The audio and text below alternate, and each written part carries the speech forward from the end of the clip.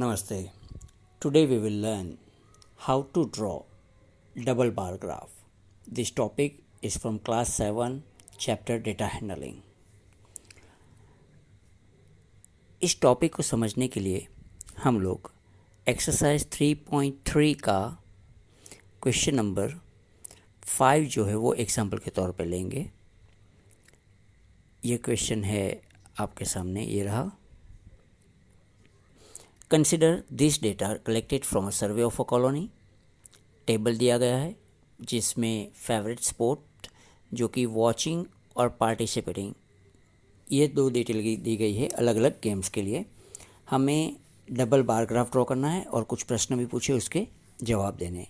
हमारा main focus रहेगा double bar graph कैसे ड्रॉ किया जाता है।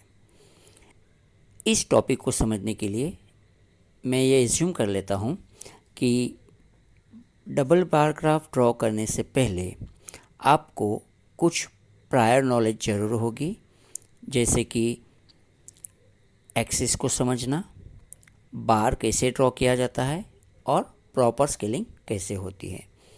लेकिन यही चीज़ वापस हम लोग इसमें से थोड़े लेवल पे सीखने की कोशिश, देखने की कोशिश करेंगे, रिवाइज़न करने की कोशिश करेंगे। नहीं तो अगर आपको नहीं आता है तो प्रीवियस वीडियो जो हमने बना के रखा हुआ है how to draw bar graph, वो पहले एक बार देख लीजिएगा। आइए देखते हैं डबल बार ग्राफ कैसे ड्रॉ करते हैं। तो यहाँ पे सबसे पहले आप देखिए कि इस तरह का हमारा ग्राफ पेपर होता है। तो हम यहाँ पे एक वर्टिकल और एक हॉरिजॉन्टल एक्सिस ड्रॉ करेंगे कुछ इस तरह से। ये हो गई हमारी हॉरिजॉन्टल एक्सिस और ये हो गई हमारी वर्टिकल एक्सिस। ये दोनों एक्सिस जहाँ पे एक दूसरे को टच करिए उसको हम नाम देंगे O, दैट्स फॉर ओरिजिन।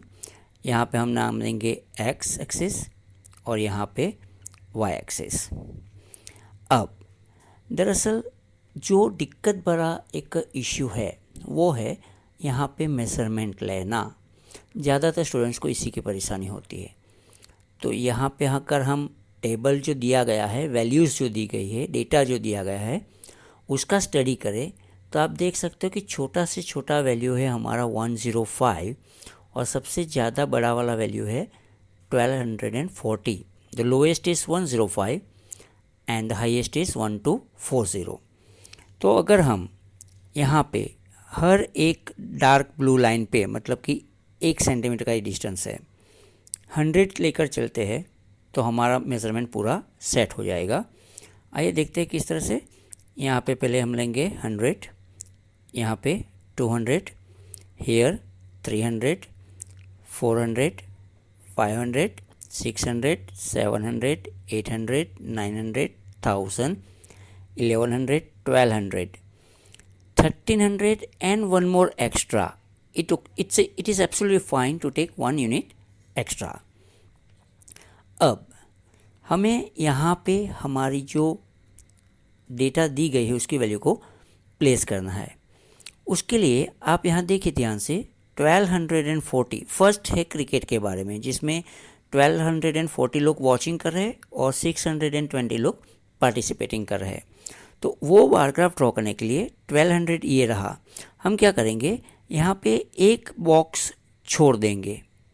आप दो भी छोड़ सकते हैं, लेकिन अगर हम रफ इमेजिन कर ले कि 2 बार यहाँ पे आएंगे, 2 यहाँ पे, 2 यहाँ पे, 2 यहाँ पे करके 5 बार की ज़रूरत है, तो एक बॉक्स छोड़ेंगे तो काम चल जाएगा। हो सके तो पीछे थोड़ी जगह भले ही बचे, लेकिन हम सिक्योरली ड्रॉ कर पाएंगे।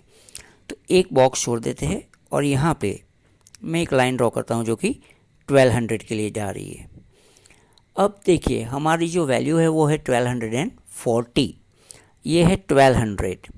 तो 1200 और 1300 मतलब किसी भी दो लाइन 1 सेंटीमीटर के बीच में ये जो डिस्टेंस है आप देख रहे हैं वो है 1 सेंटीमीटर का। That means 10 lines is equal to 100।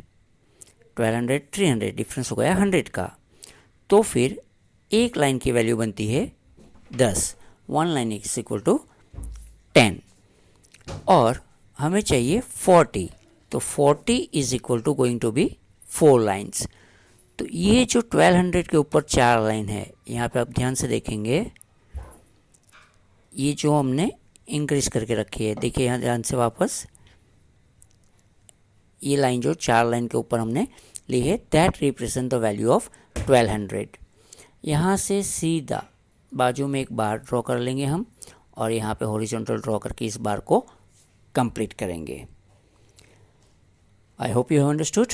Now second participating, तो कि उसकी वैल्यू है 620। यहाँ पे देख लीजिए 600 यहाँ तक आ रहा है और 2 लाइन ऊपर 620 हॉरिजॉन्टल लाइन। तो ये हमारा पहला डबल बार ग्राफ क्रिकेट के लिए तैयार हो गया है। तो हम यहाँ पे लिख लेंगे क्रिकेट। सेम वे इसी तरह से बास्केटबॉल के लिए है 470 और 320। तो एक ब्लॉक छोड़ के यहाँ से हम स्टार्ट करेंगे 470। यहाँ पे भी ध्यान से देख लीजिए आप कि 450 ये जो मिडल लाइन है डीम वाला वो 450 रिप्रेजेंट करता है। इसके ऊपर 2 लाइंस ये दिखा रहा है 470। तो बाजू में एक दूसरी लाइन ड्रॉ करके यहाँ पे ये बार कंप्लीट कर लेंगे 470 के लिए। उसके बाद में आएगा 320। तो 320 और ये हॉरिजॉन्टल लाइन। 2 बार के लिए हमें 3 वर्टिकल लाइंस ड्रॉ करनी पड़ती है, आपने देख लिया होगा। आइए समझते हैं स्विमिंग के लिए 510। तो कहाँ आएगा, ये 500 ये है और उसके ऊपर एक लाइन। तो एक बॉक्स यहाँ पे छोड़ के यहाँ से हम ड्रॉ करेंगे 510 के लिए इस तरह से, और बाजू में एक और लाइन और ये बॉक्स तैयार, that is bar, I am sorry, it is a bar ready हो गया। उसके बाजू में 320। तो यहाँ से एक लाइन ड्रॉ करेंगे और ये हॉरिजॉन्टल लाइन और ये 320 रेडी हो गया स्विमिंग के लिए। अब हम देखेंगे हॉकी के लिए।